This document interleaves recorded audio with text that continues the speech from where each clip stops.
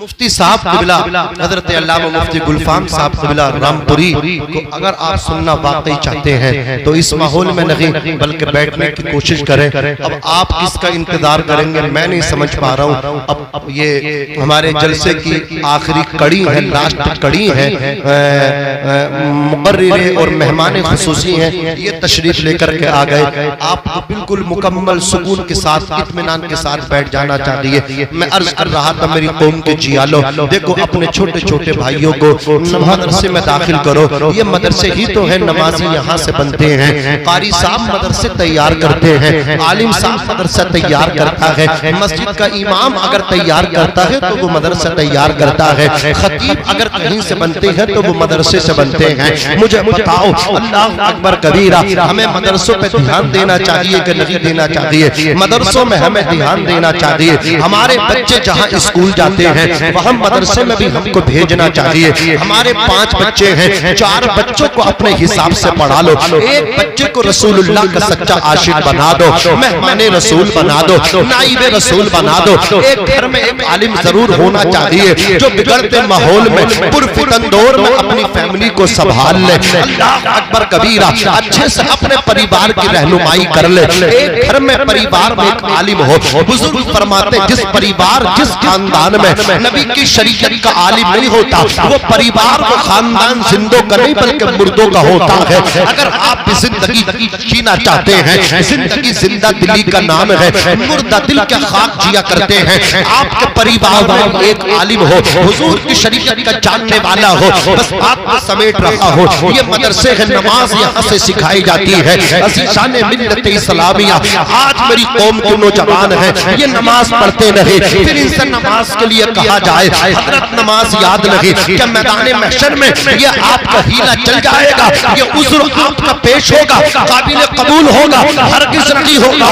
ہمیں یاد نہیں, ارے یاد کیوں نہیں کرتے؟ نماز کو یاد کرو. اللہ تبارک و تعالی نے یہ شب معراج ہے اپنے حبیب کو معراج میں امت کے لیے تحفہ دیا تھا. کون سا تحفہ؟ نماز کا تحفہ ہے. نبی اپنی امت کے لیے لے کر کے آئے. نبی کی معراج یہ ہے اللہ تک پہنچے, اور امت کی معراج یہ ہے الصلاۃ معراج المومنین.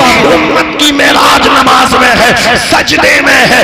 ڈاکٹر اقبال فرماتے ہیں یہ ایک سجدہ جسے تو گرا سمجھتا ہے 1000 سجدوں سے دیتا ہے آدمی کو نجات. لیکن آج میری قوم کے جوان, میں ان سے کہنا چاہتا ہوں ان کے پاس ٹائم ہے, کام سیکھنے کے لیے ٹائم ہے, کرکٹ کے لیے ٹائم ہے, موبائل چلانے کے لیے ٹائم ہے, نیوز کے لیے ٹائم ہے, کام کے لیے ٹائم ہے, بازار جانے کے لیے ٹائم ہے, مارکیٹ جانے کے لیے ٹائم ہے, ہر کام کے لیے ٹائم ہے, شادی میں جانے کے لیے ٹائم ہے, ولیمے میں جانے کے لیے ٹائم ہے. اللہ اکبر کبیرہ, شاپنگ کے لیے ٹائم ہے, کپڑا خریدنے کے لیے ٹائم ہے, موبائل خریدنے کے لیے ٹائم ہے, بائک چلانے کے لیے ٹائم ہے, دوستوں کو ہوٹلوں میں جا کر کے پارٹی دینے کے لیے ٹائم ہے. اللہ اکبر کبیرہ, اپنا برتھ ڈے یوم پیدائش کیک کاٹنے کے لیے ٹائم ہے. اگر ٹائم نہیں ہے تو نماز کے لیے ٹائم نہیں ہے. میں کہنا چاہتا ہوں کھانے کے لیے ٹائم ہے, سونے کے لیے ٹائم ہے, اٹھنے کے لیے ٹائم ہے,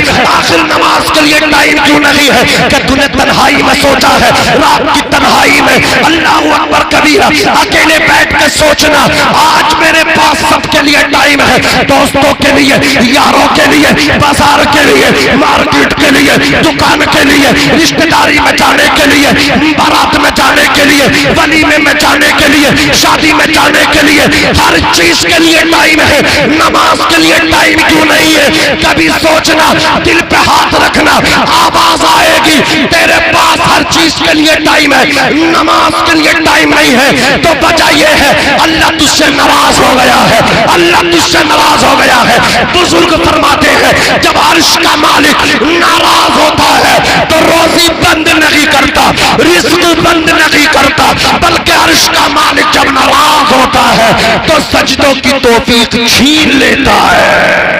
سبحان اللہ, سبحان اللہ. سجدوں کی توفیق اگر تم سے چھین لی گئی ہے تو عرش کا مالک परवरदिगार तुमसे नाराज है, आओ वादा करो अपनी रूठी रब को मनाओ, राजी करो। और अल्लाह जल्दी राजी होता है। एक माँ जितनी मोहब्बत अपने बच्चों से करती है, मेरा रब 70 माओं से ज्यादा अपने बंदों से मोहब्बत करता है। हम तो माइल बा करम है, कोई साइल ही नहीं, राह दिखलाए किसको रहरवे मंजिल ही नहीं। सूफी टहनी को साज देता है, पत्थरों को ज़बान देता है, उसकी कुदरत के सब करिश्मे हैं, जिसको चाहे नवाज देता है। हजरात, अपने मदरसों को, अपने इदारों को मजबूत करो, इन उलमा की इज्जत करो, इनकी रिस्पेक्ट करो।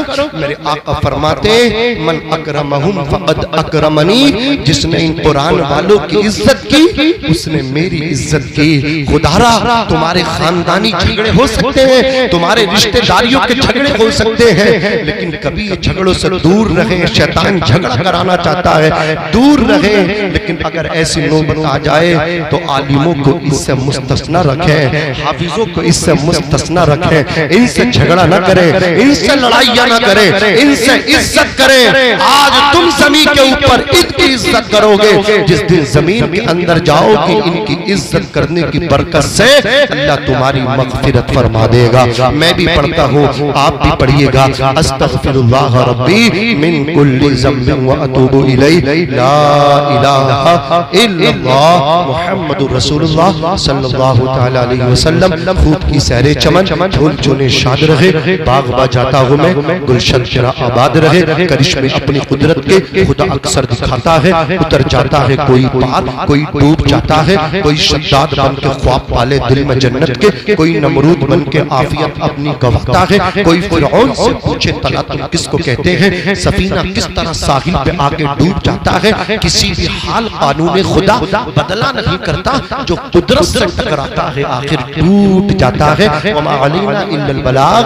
अस्सलामु अलैकुम व रहमतुल्लाह।